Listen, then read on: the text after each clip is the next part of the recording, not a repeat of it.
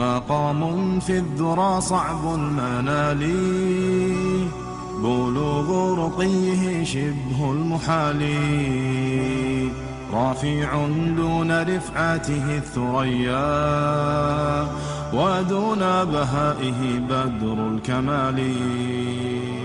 مقام في الذرى صعب المنال، بلوغ رقيه شبه المحال، رافع دون رفعته الثريا، ودون بهائه بدر الكمال. له آل النبي الغر نالوا، فآل المصطفى أكرم بآله، ميامين عمالقة عظام، بدين محمد بالغ المعالي. الحمد لله الذي هدانا لهذا وما كنا لنهتدي لولا أن هدانا الله، والصلاة والسلام على رسوله محمد وعلى آله وأصحابه ومن والاه. قال الله تبارك وتعالى في القرآن العظيم: فأعوذ بالله من الشيطان الرجيم. ثاني اثنين إذ هما في الغار إذ يقول لصاحبه لا تحزن إن الله معنا. الآية. صدق الله العظیم. خدمت همه بینندگان عزیز و گرامی شبکه جهانی وصال حق و علاقمندان برنامه الگوهای هدایت در هر کجایی که از دنیا قرار دارید، خدمت همه شما السلام علیکم و رحمت الله تعالی و برکاته. خوشحال هستیم از اینکه الله سبحانه و تعالی برای ما و شما توفیق داد که از بهترین شخصیت چیزی بگوییم و بشنویم. حرف زدن و به زبان آوردن نام مبارک شخصیت هایی که الله سبحانه و تعالی از آنها راضی است و راضی شده،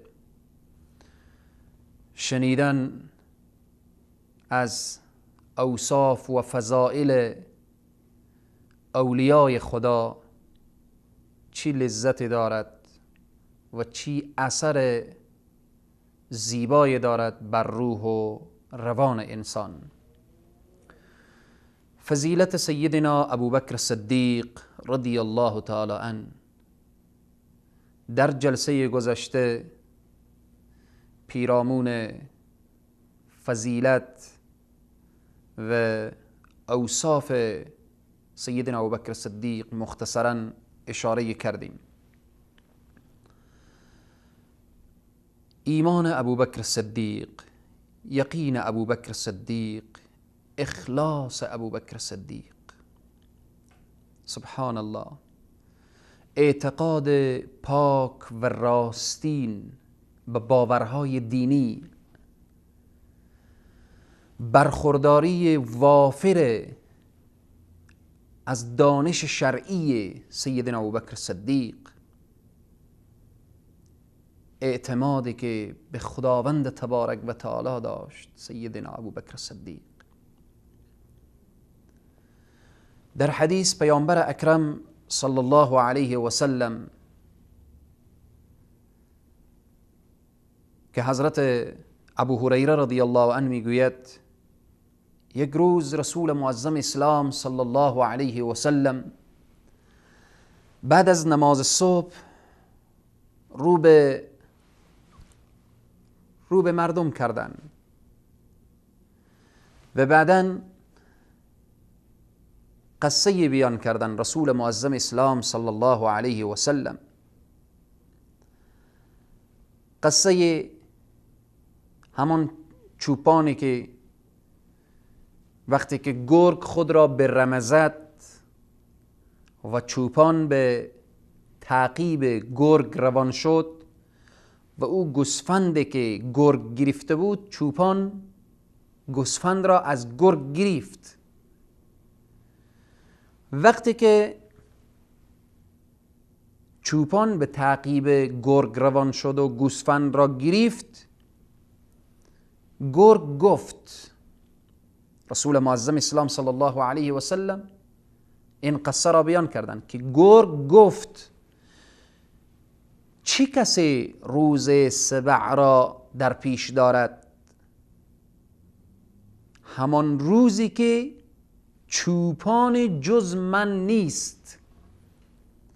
ارتباط به روز سبع یا سبوع اشارات محدثین دارن که بعضی گفتن روز قیامت مراد هست و بعضی گفتن که بالاخره روزهای دیگری، که قول مشهور این هست که در دوران جاهلیت روز سبع یک روز فرحت و خوشحالی و شادی در دوران جاهلیت بود که همه مصروف شادی می شدن، حتی چوپان ها در آن روز فقط چوپان ها مصروف شادی بودن، گرگان می آمد در رمه و گرگان چوپان می شد. وقتی که رسول معظم اسلام صلی الله علیه و سلم گفتن که گرگ چنین گفت، مردم گفتن سبحان الله، گرگ سخن میگوید؟ یا رسول الله گرگ سخن میگوید؟ نکته اینجاست، رسول معظم اسلام صلی الله علیه و سلم فرمودن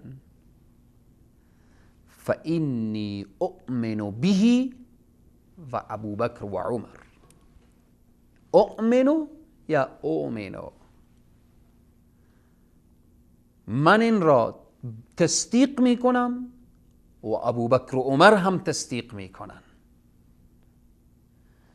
جالب اینجاست که در این لحظه که رسول معظم اسلام این قصه را بیان کردن و این داستان گرگ و چوپان را بیان کردن، سیدنا ابوبکر صدیق و سیدنا عمر فاروق حضور نداشتن. رسول معظم اسلام میگن این را من و ابوبکر صدیق تایید میکنیم. اعتمادی که رسول معظم اسلام به سیدنا ابوبکر صدیق داشتن، یعنی گویا ابوبکر صدیق شنیده و تایید کرده. رسول معظم اسلام میفرمایند من و ابوبکر و عمر این را تایید میکنیم و باور میکنیم. چی جایگاهی سیدنا ابوبکر صدیق، چی محبت سیدنا ابوبکر صدیق در قلب رسول الله صلی الله علیه و سلم دارن. در روایت دیگر حضرت ابو موسی اشعری رضی الله عنه میگوید روزی در خانه وضو گرفتم و با خود گفتم، ابو موسی اشعری میگوید وضو گرفتم و با خود گفتم امروز را در ملازمت و همراهی رسول الله صلی الله علیه و سلم به سر میبرم. میرم امروز در خدمت رسول الله صلی الله علیه و سلم. ابو موسی اشعری میگه به مسجد رفتم و سراغ آن حضرت صلی الله علیه و سلم را گرفتم و رسول الله صلی الله علیه و سلم را در مسجد نیافتم. صراخ کردم از رسول الله صلی الله علیه و سلم و بعداً گفتن که رسول معظم اسلام صلی الله علیه و سلم به این طرف رفتن. به دنبال رسول الله صلی الله علیه و سلم روان شدم. ابو موسی اشعری میگوید دنبال رسول الله صلی الله علیه و سلم روان شدم تا اینکه رسول معظم اسلام صلی الله علیه و سلم را دیدم. خلاصه حدیث طولانی هست. ابو موسی اشعری میگوید که رسول معظم اسلام صلی الله علیه و سلم در حالت قضای حاجت بودن. انتظار کشیدم تا اینکه اونها از قضای حاجت تمام شدن، رفتن به طرف وضو ساختن، سر چای آب پارچه و یا شلوار خود را بلند کشیدن و بالاخره سر چاه نشستن که این چاه به داخل یکی از باغهای همان زمان قرار داشت. میگه رفتم با عرض و ادب و احترام سلام کردم و در خدمت رسول الله صلی الله علیه و سلم قرار گرفتم و تصمیم گرفتم، ابو موسی اشعری میگه تصمیم گرفتم که آن روز دربان رسول الله صلی الله علیه وسلم باشم. ابو موسی اشعری میگوید در آن لحظه شخص در زد. پرسان کردم که کی هست؟ کیستی؟ وقتی که در به صدا آمد، شخص در زد، میگه پرسیدم کیستی؟ میگه صدای خود را بلند کرد و گفت ابوبکر هستم. الله اکبر. ابوبکر صدیق هر لحظه به جستجوی رسول الله صلی الله علیه وسلم، هر لحظه به فکر رسول الله صلی الله علیه وسلم. ابو موسی اشعری میگوید گفتم که لحظه صبر بکن، اندک صبر بکن. ابو موسی اشعری می آید به محضر نبی مکرم اسلام صلی الله علیه و سلم، عرض می کند که یا رسول الله، ابوبکر اجازه حضور می خواهد. رسول معظم اسلام صلی الله علیه و سلم فرمودن اذن له و بشر بالجنه. اذن بده، اجازه بده برای ابوبکر صدیق، در کنار اجازه برایش مژده و بشارت بهشت را هم بده. ابو موسی اشعری دروازه را باز می کند و مژده و بشارت بهشت را برای سیدنا ابوبکر صدیق می دهد. بعدا ابو موسی اشعری می گوید ابوبکر صدیق می آید طرف راست رسول الله صلی الله علیه و سلم، در کنار اون چاه می نشیند و مانند رسول الله صلی الله علیه و سلم پارچه و یا شلوارش را بلند می زند و شروع می کند به صحبت کردن همراه رسول معظم اسلام صلی الله علیه و سلم. ببینید جایگاه و عظمت و بزرگی سیدنا ابوبکر صدیق. ابو موسی اشعری میگه اجازه میخواهد، اذن حضور میخواهد. رسول معظم اسلام میگن که بر علاوه که اجازه میدهید، مژده و بشارت بهشت هم با سیدنا ابوبکر صدیق بدید. ابو موسی اشعری مژده بهشت میدهد. رسول معظم اسلام به ابوبکر صدیق رضی الله تعالی عنه مژده بهشت میدن. فضائل سیدنا ابوبکر صدیق رضی الله تعالی عنه در حدیث دیگر که در بخاری بیان می شود، که باز هم راوی حدیث ابو هریره هست رضی الله عنه، می فرماید قال سمعت رسول الله صلی الله علیه و سلم یقول، رسول معظم اسلام صلی الله علیه و سلم فرمودن، ابو هریره می فرماید که من شنیدم از رسول الله صلی الله علیه و سلم که چنین می فرمودن من انفق زوجین فی شیء من الاشیاء فی سبیل الله دعی من ابواب الجنه یا عبد الله هذا خیر وللجنه ابواب فمن كان من اهل الصلاه دعی من باب الصلاه ومن كان من أهل الجهاد دعي من باب الجهاد ومن كان من أهل الصدقة دعي من باب الصدقة ومن كان من أهل الصيام دعي من باب الصيام، يعني باب الريان.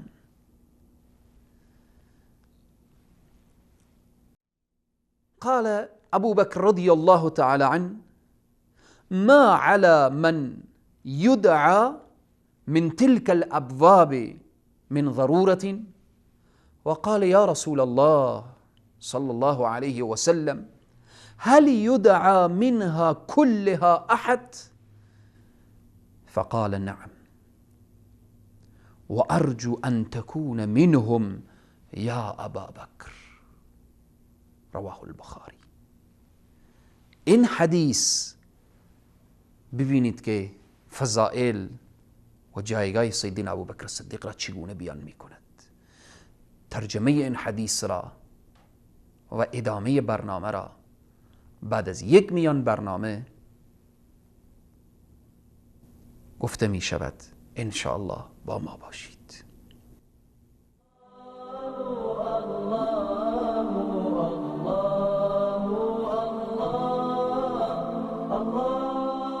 وصال حق، منبر توحید و حقیقت.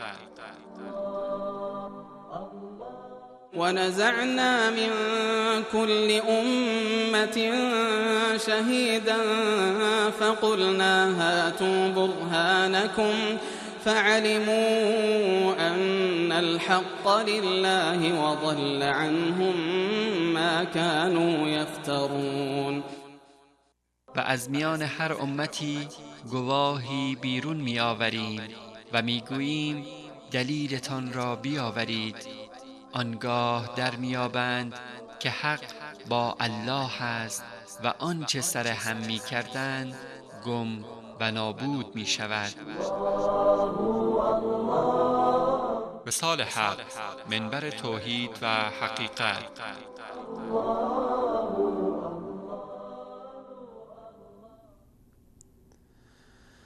خدمت همه بینندگان عزیز و گرامی مجددا السلام علیکم و رحمت الله تعالی و برکاته.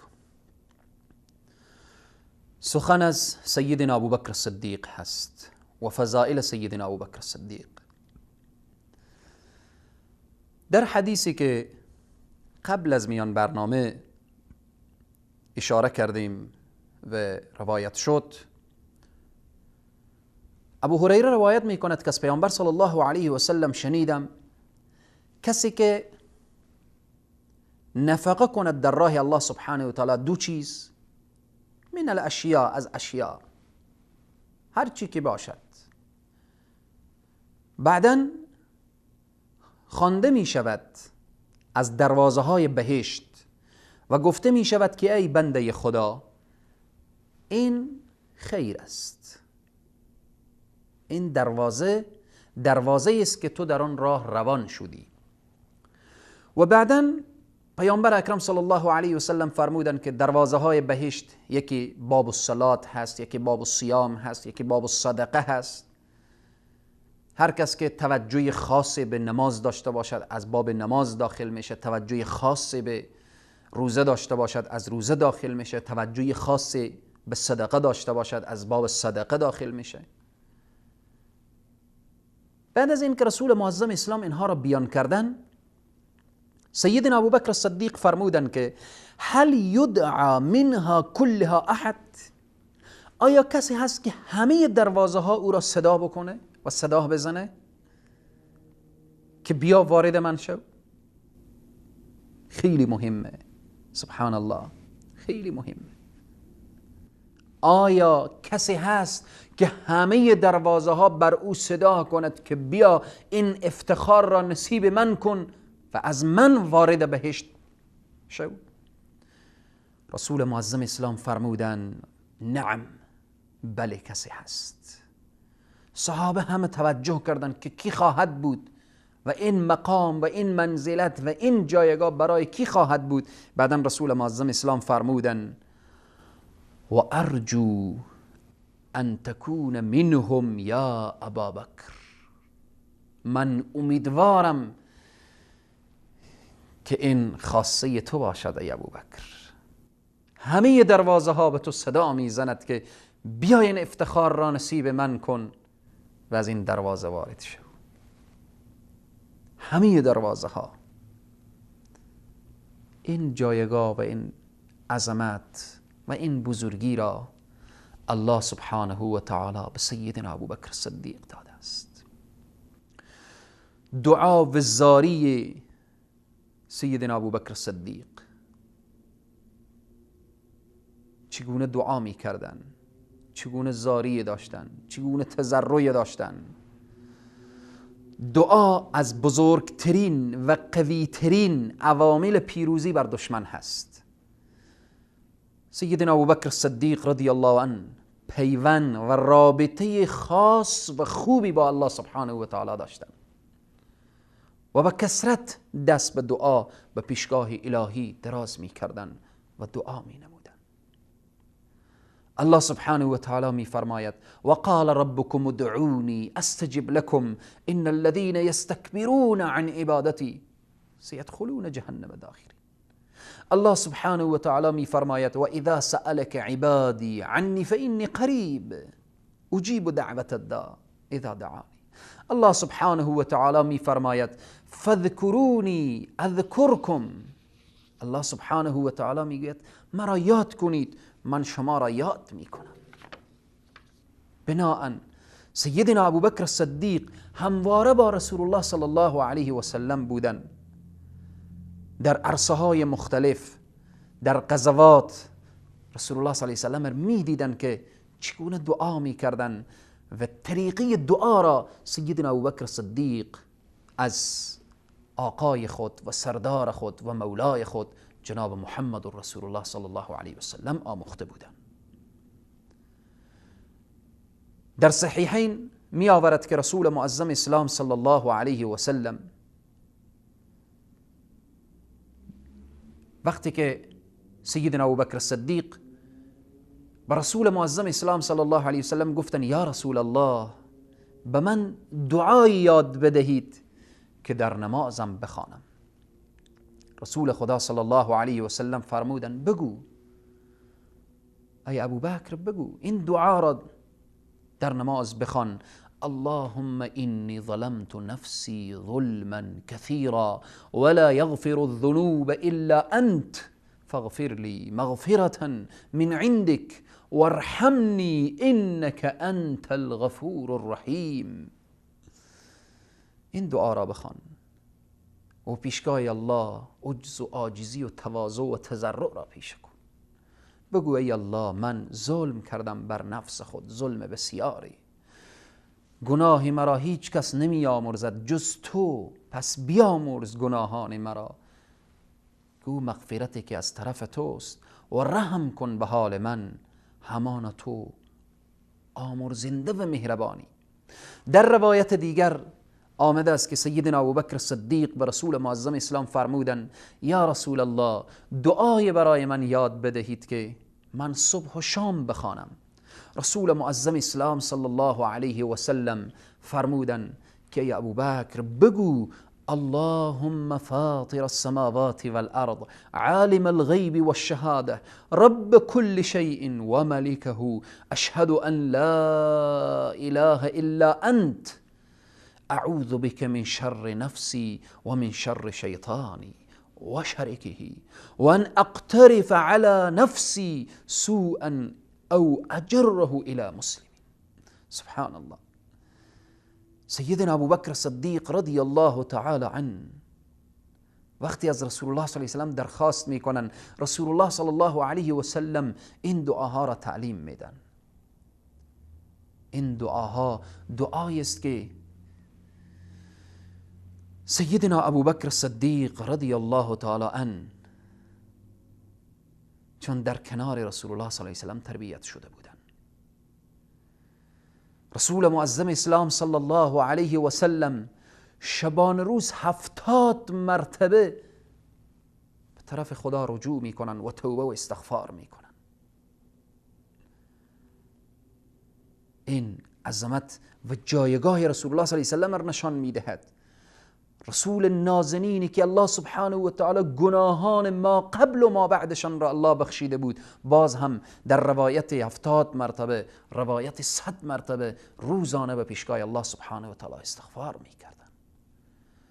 روزی رسول الله صلی الله علیه و سلم فرمودن که لن يدخل الجنه احد بعمله، هیچ کس از روی عمل وارد بهشت نمی شود. صحابه عرض کردن یا رسول الله شما هم؟ فرمودن بله من هم. پس چگونه یا رسول الله به بهشت داخل می شویم؟ رسول معظم اسلام فرمودن هر کس که به بهشت داخل شود به فضل پروردگار عالم داخل می شود، نه به عمل. رسول الله صلی الله علیه وسلم هم که وارد بهشت شوند به فضل الله سبحانه و تعالی وارد بهشت می شوند. پس داخل شدن به بهشت فضل الله سبحانه و تعالی است. به این است که رسول معظم اسلام صلی الله علیه و سلم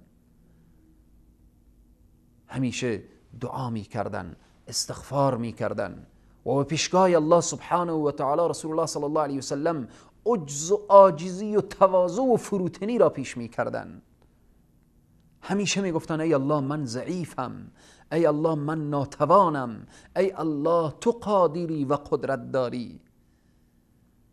ابوبکر صدیق دعا را از رسول الله صلی الله علیه و سلم آموخته بودند که دعا می کردن اللهم اینی ظلمت نفسی ظلما کثیرا. به پیشگاه الله ابوبکر صدیق عجز و عاجزی و تواضع و فروتنی را پیش می کردن. سیدنا ابوبکر صدیق همواره در یاد خدا بودن، همواره تضرع داشتن به پیشگاه الله سبحانه و تعالی. دعاهایی که از سیدنا ابوبکر صدیق روایت شده، به طور نمونه من یک دعا را اشاره می کنم. سیدنا ابوبکر صدیق دعاهای زیادی داشتن و دعا می کردن و از او جمله این بود که می گفتن اللهم اجعل خیر عمری، اللهم اجعل خیر عمری آخره و خیر عملی خواتمه و خیر ایامی یوم القاک. الله اکبر. سیدنا ابوبکر صدیق می گفتن ای الله بگردان بهترین، اجعل خیر عمری آخره، ای الله آخرین عمر مرا به خیر و به خوبی خاتمه بدی، و خیر عملی خواتمه، بهترین عمل را در لحظاتی که من از دنیا می روم او عمل را نصیب من بگردان و خاتمه ما را ابوبکر صدیق میگن به خوبی و زیبایی بگردان، و خیر ایامی، بهترین روز مرا آن روزی بگردان که من با تو ملاقات میکنم. بهترین عمر آخرش را خوب بگردان، بهترین عمل که خاتمش خوب باشه، این بهترین عمل و بهترین روز. ابوبکر صدیق میگن روزی که با تو ملاقات میکنم. الله اکبر. دعای سیدنا ابوبکر صدیق قبول شد. الله سبحانه و تعالی دعایش را قبول کرد. سبحان الله. بهترین و شایسته ترین و بزرگترین جایزه برای انسان اینه که الله سبحانه و تعالی از انسان راضی باشد. و چندین جای قرآن الله سبحانه و تعالی از سابقین الاولین و از اصحاب پیامبر اظهار رضایت می کند که سیدنا ابوبکر صدیق از جمله سابقین الاولین، سیدنا ابوبکر صدیق از جمله اشخاصی که زیر درخت بیعت الرضوان، سیدنا ابوبکر صدیق از اشخاصی که الله سبحانه و تعالی به شأن اونها گفته رضی الله عنهم و رضوا عنه. پس ما هم دعا می کنیم اللهم اجعل خیر عمری آخره و خیر عملی خواتمه و خیر ایامی یوم القاک. این بود عزیزان من به طور خلاصه و فشرده دعا و نیایش سیدنا ابوبکر صدیق رضی الله تعالی عنه. ان شاء الله به برنامه بعدی ارتباط به وفات رسول اکرم صلی الله علیه و سلم و ماجرای سقیفه بنی ساعده ان شاء الله به توفیق الله سبحانه و تعالی و باذن الله اگر عمر باقی بود. موضوعات ارتباط به این راستا خواهیم داشت.